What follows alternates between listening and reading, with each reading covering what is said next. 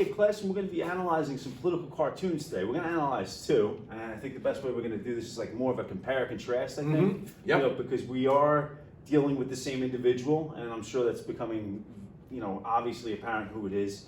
And we're going to look at the two of them, and we're going to kind of compare and contrast here. So let's start with this one. Yeah, the Happy Scotsman. Yeah. The man of steel, all of 5'3", Andrew Carnegie. Although if you're in Scotland, Right. it's pronounced Carnegie. Carnegie, yep. The Scottish would actually pronounce his name Carnegie. Born poor, Yep. born in Scotland, immigrates to America, gets a job on the railroad, saves his money, and has an idea of building a steel empire. Steals the Bessemer, I don't want to say steals it, but basically takes the Bessemer process to America on like steroids.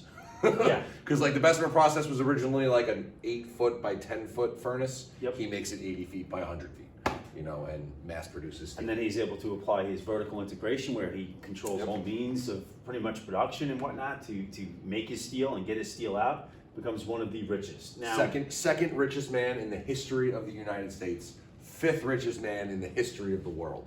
and before students even get to us, they've heard of Carnegie. Yeah. They heard of his name, Carnegie Hall. Carnegie Hall. I had a student who said her sister went to Carnegie Mellon University. Must be really smart. and then there's a bunch of libraries that are also named him as well. Yep. And over this lifetime, if you're looking at the cartoon here, he's able to, accrue this huge fortune through his steel empire. And what Gives is it it? away. Yeah, I mean, this looks like one of those ice shovels. Yep. That you put it in there, and he's got a lot of coin in there. Yep. And he's giving it away, and people More than of course- $100 million given away to public use. Now, $100 million in his time, 1880s, 1890s, early 1900s, we're talking billions upon billions of dollars. His estimated net worth today was $380 billion. Billion. Jeff Bezos' net worth right now is like 170 million. Now, $1 billion. since we're comparing them, and now a lot of these super billionaires today are now using their money to go into outer space. I almost want to think not only would he have gone to outer space, he probably would have set up a condo there. Yeah. At that point. Yeah, I mean, looking but he winds up, when he dies, doesn't leave much to his family. Nope. He leaves most of it to libraries, to universities throughout the United States. A great philanthropist. Yep. And he actually kind of sets the bar. He writes an essay called The Gospel of Wealth, where in this essay he's basically saying it is the responsibility of the rich to help the poor, which was a novel idea for the time. Vanderbilt, the original Vanderbilt, Cornelius Right. wasn't doing that. Nope. John D. Rockefeller wasn't doing that. It really wasn't until their children inherited the millions and billions of dollars that they became philanthropists as well. Kind of the modern day Bill Gates. Bill Gates donated, I think, $2 billion of his personal wealth to help finance the COVID vaccine. But yeah, great individual. And of course, you're looking at huge numbers that he's giving to the public. So I would say this cartoonist absolutely has a positive bias. Perfect. Of Carnegie. Thinks Carnegie is a great man doing great things for America and Scotland for that matter. So in 2021, if you're not a history nerd like us and you hear of Carnegie, there's a positive connotation that goes along with it. Wow, a library named after this guy. Wow, a hall named after him. This must have been an amazing individual. Yes. And then we'll leave that up to you to decide on that. So now we have the other cartoon. The thing is, I guess when you're looking at how much money you make, if you're going to make an omelet, you're going to break some eggs. Break some eggs, absolutely. You don't get this high up, I guess, without hurting people's feelings, without putting other people out of business, which brings us to this. And I love the title here, The 40 Millionaire Carnegie and His Great Double Role.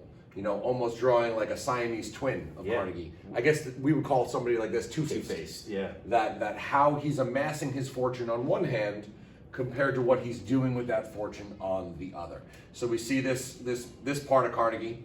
I guess he's talking to one of his steel workers in Pittsburgh. Yeah, notice wages reduced 20%. Wow.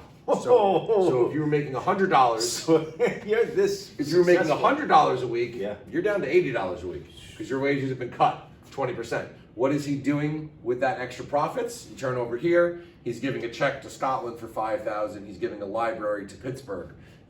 So it's almost like, yeah, you're a great man, but you hurt a lot of people along the way, specifically your own steelworkers. And did you really need to hurt those people along the way? when is enough when you have a net worth of $380 billion? And of course, he's standing on this podium with a dollar sign here with a lock on it. Yeah. You're not able to get it, and of It's course, his. He can do with it what he wants. Scotland is named there, library. You get $5,000 there. So when you're looking at it, hey, he's a hero in this one. If I'm looking at this one, and we're looking at, the cartoonist opinion on him, yeah. Still not taking away what he's doing with this money. No. He still did donate it and still gave it for positive causes, but at least this artist is kind of showing, yeah, he did create this steel empire, but at some point he was hurting his own people. I think he broke the trade unions in Carnegie Steel, wouldn't allow them to unionize.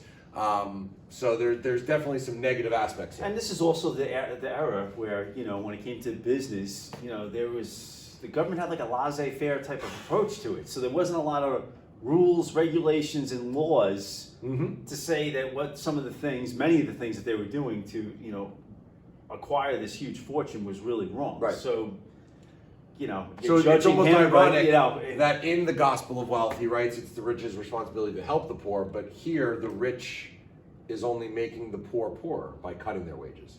So it's almost like a two-faced, It is. hypocrisy. And this is one of these things too. I mean, it comes up often. Are these guys, Captains Robert, of industry. I was just gonna say captains of industry Or or robber robber barons. barons. Yeah. So this is one of those things. It's I like- think of all the captains of industry, I think he had the highest moral compass, Okay. of them all. Certainly more than Rockefeller. Yeah.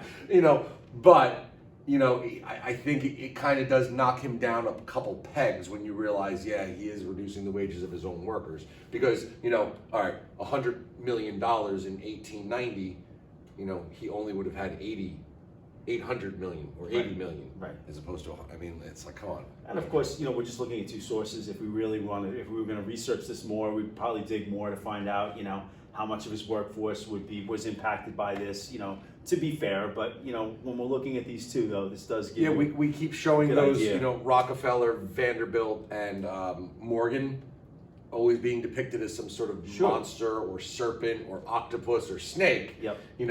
We don't find too many of them of Carnegie. Nope. So I would love to do more research to see if there are. Yep. So, All right. This was a good one. good work. All right, cool. Thanks for watching.